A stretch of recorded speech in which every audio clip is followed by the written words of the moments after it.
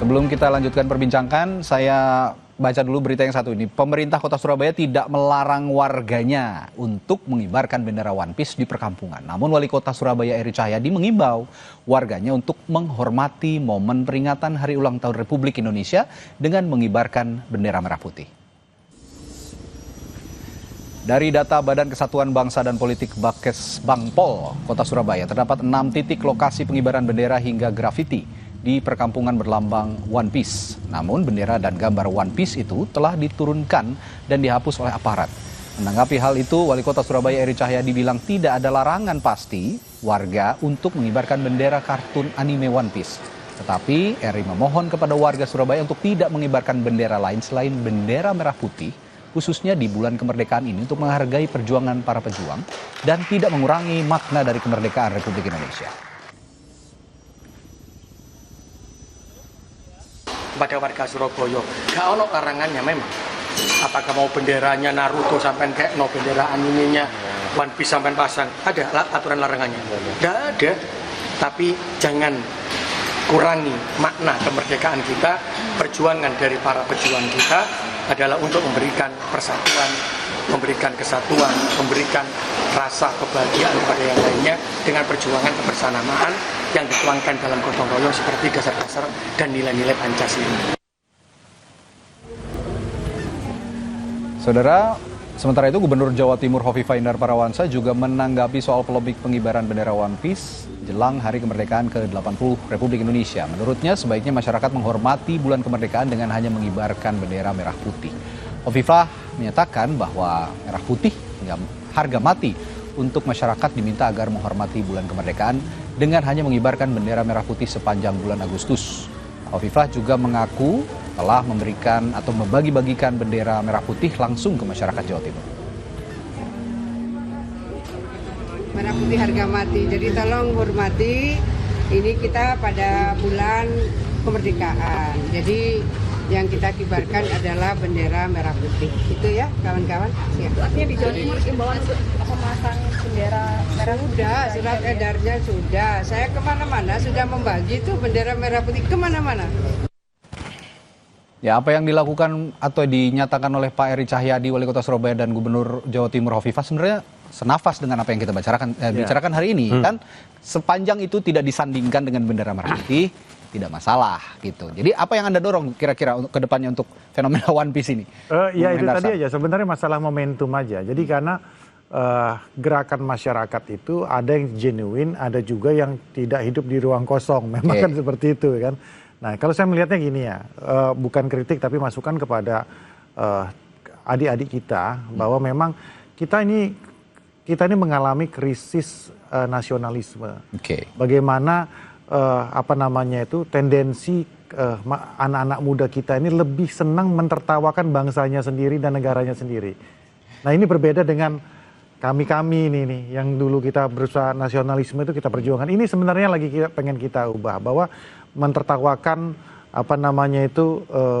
gimana contoh gini ya, 10 tahun yang lalu aja lah. Gimana ketika Indonesia dengan Malaysia sedang tanding bola. Itu nasionalisme tinggi banget kita dengan mereka. Tapi enggak, kalau sekarang itu enggak. Kita malah mentertawakan diri kita sendiri, mengatakan negara Konoha, ya kan, Wakanda, ya kan. Terlepas dari segala macam kekurangan yang ada di pemerintahan sebelumnya. Tapi artinya bahwa hal-hal seperti inilah yang memang harus mulai kita pupuk. Jadi mentertawakan diri sendiri itu atau bukan ngenyek gitu ya bahasa itunya, nyinyir terhadap dan ngenyek terhadap bangsa sendiri itu malah diketawain sama bangsa-bangsa luar gitu loh.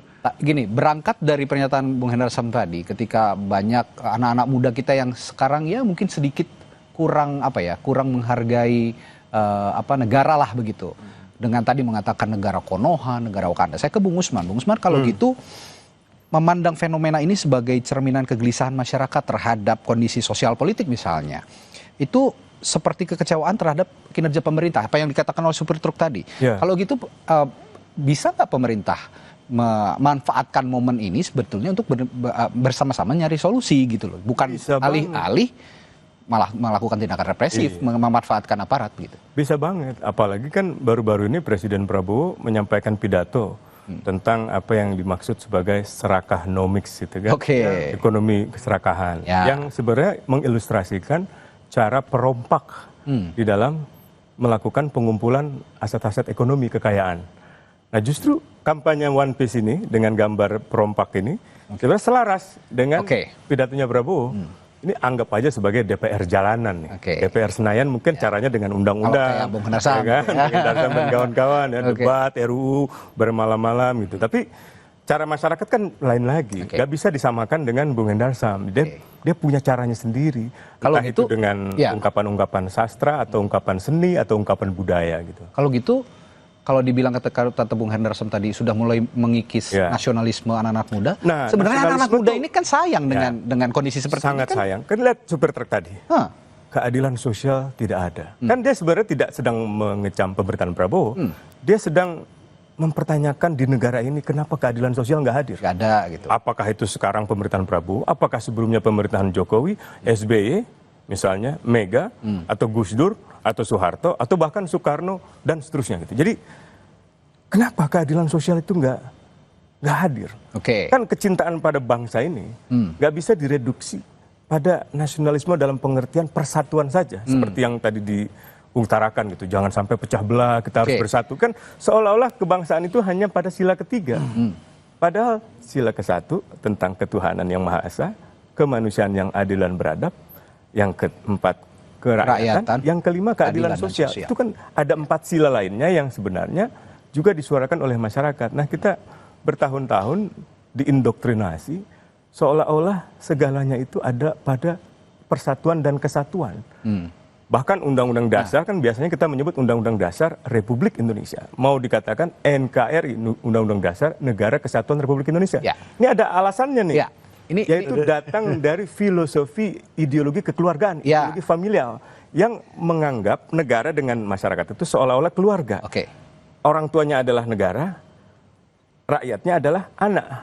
Karena itu mereka tidak percaya anak itu boleh melawan orang tua. Padahal ini bukan orang tua dan anak. Ini negara modern yang hubungannya egaliter gitu. Jadi saya kira itu harus diterima lah dengan lebih terbuka gitu. Alih-alih gitu ya memberikan sikap yang represif terhadap Gen Z, milenial gitu ya.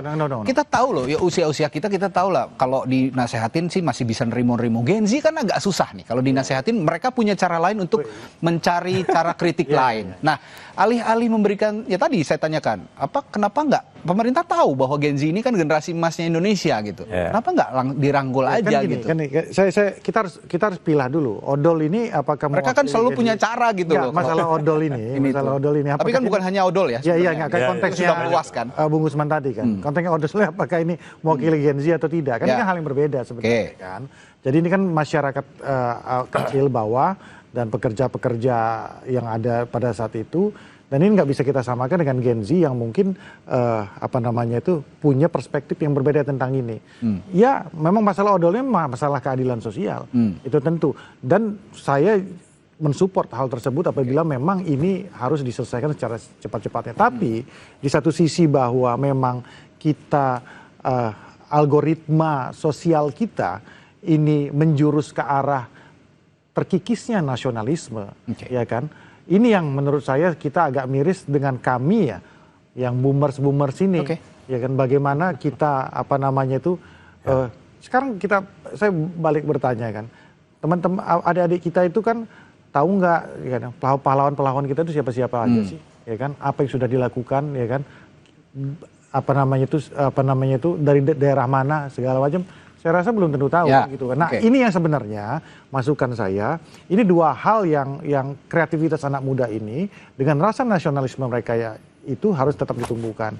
Bagaimana contoh Amerika, ya kan, bisa mengglorifikasi, ya kan, keamerikaannya itu sampai ke luar negeri kan.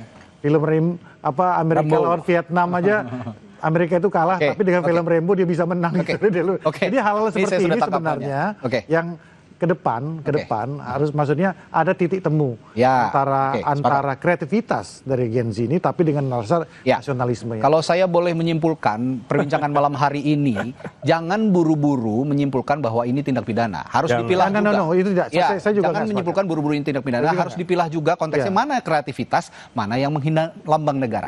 Baik, terima kasih Bung Usman, Bung Hendar Sam sudah berbagi perspektifnya malam hari di Sapa Indonesia Malam. Tetaplah bersama kami saudara, setelah jeda Sapa Indonesia Malam akan kembali dengan informasi lainnya. Kapal cepat pengangkut wisatawan terbalik di pantai Sanur Bali. Sesaat lagi.